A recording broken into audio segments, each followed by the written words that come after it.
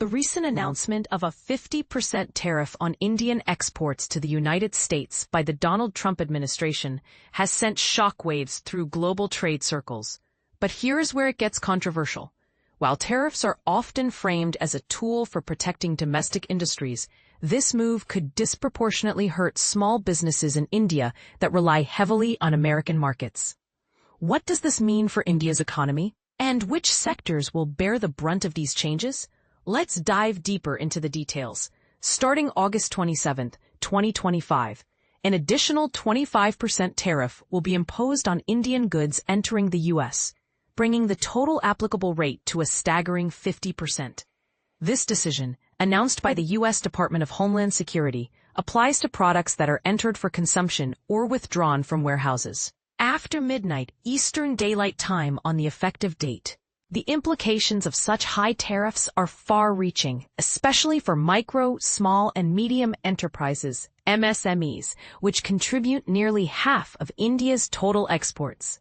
So how exactly will these tariffs reshape India's export landscape?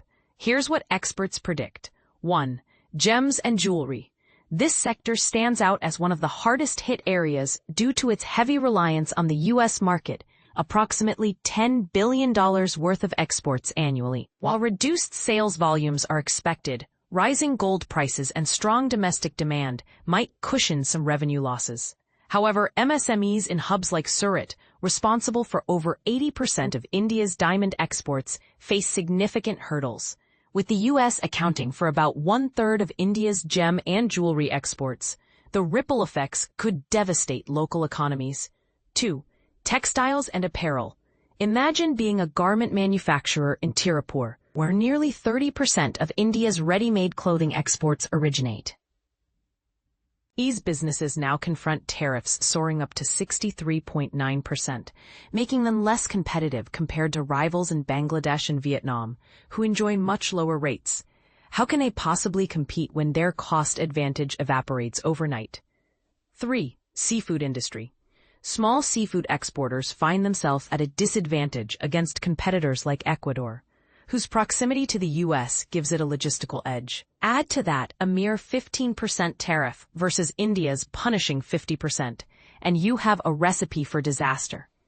Coastal communities dependent on shrimp farming, particularly around Visakhapatnam, may see livelihoods threatened as exports valued at $2.4 billion become unviable. 4. Chemical sector.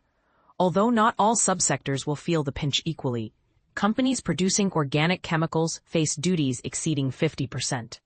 Their struggle is compounded by stiff competition from Japanese and South Korean firms, enjoying preferential access to the U.S. market.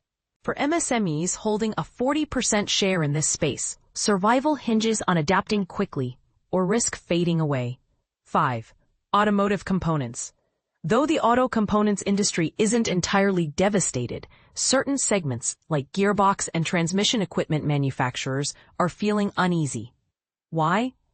Because these parts make up 25% of India's automotive exports and depend heavily on the U.S. market. Losing even a fraction of this business spells trouble for suppliers. On the brighter side, some sectors remain insulated, for now. Pharmaceuticals, representing 12% of India's U.S.-bound exports, continue to enjoy duty-free status.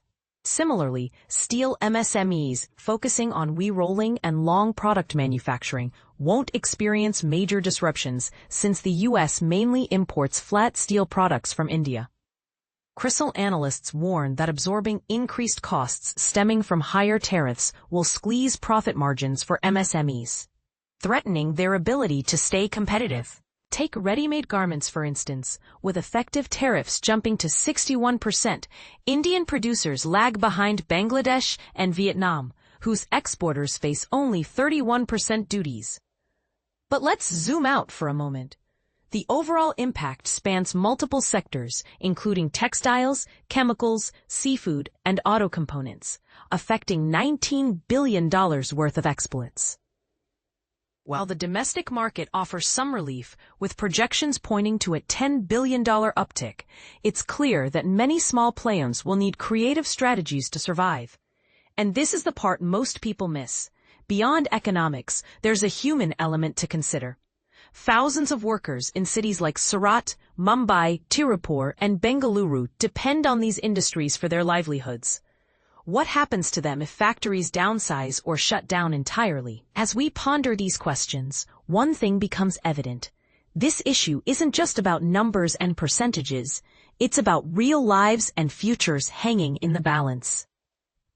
Do you think India should retaliate or focus on diversifying its export markets instead? Share your thoughts below. We'd love to hear your take.